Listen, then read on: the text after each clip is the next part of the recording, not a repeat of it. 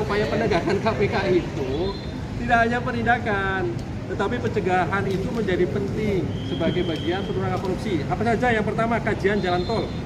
Nah, itu kami melakukan kajian terhadap jalan tol dalam konteks pencegahan.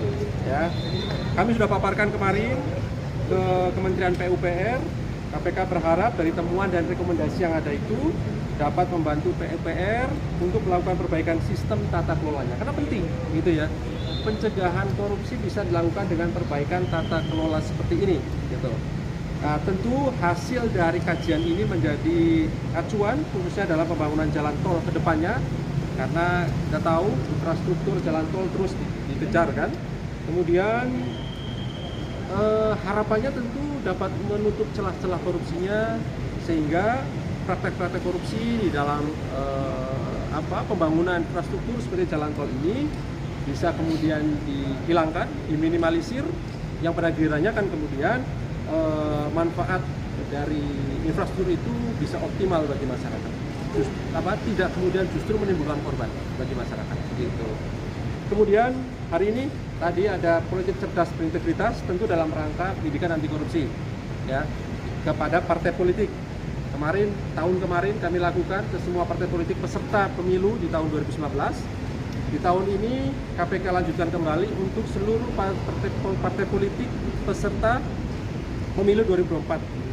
Tentu kami berharap kepada partai yang akan ikut dalam pemilu nanti bisa semuanya memiliki komitmen yang sama anti korupsi, menerapkan prinsip-prinsip berpolitik yang berintegritas, karena kita paham bahwa partai politik banyak melahirkan, dia sebagai ibu kandung melahirkan pemimpin bangsa ini melalui jalur partai politik.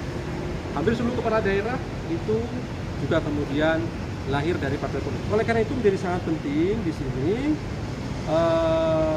karena tentu partai politik yang anti korupsi semacam ini tentu akan melahirkan kader-kader partai politik yang juga anti korupsi. Pada gilirannya penurunan korupsi bisa terwujud. Oke ya. Terakhir kami ingin sampaikan mengenai kerjasama KPK dengan Bank Indonesia. Tadi ada MOU antara KPK dengan Bank Indonesia, tentu dalam rangka untuk menguatkan dukungan dalam upaya pemberantasan maupun pencegahan tindak pidana pencucian uang. Karena sekali lagi kebijakan KPK saat ini optimalisasi aset recovery menjadi penting.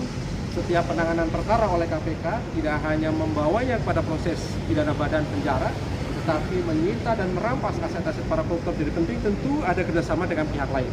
Nah, di antaranya dengan Bank Indonesia ini. Tentu ini sebagai bentuk komitmen bersama, kolaborasi, sinergi antara KPK dengan pemangku kepentingan lainnya, dalam hal ini misalnya tadi itu Bank Indonesia, dalam mewujudkan Indonesia yang bebas dari korupsi. Gitu ya.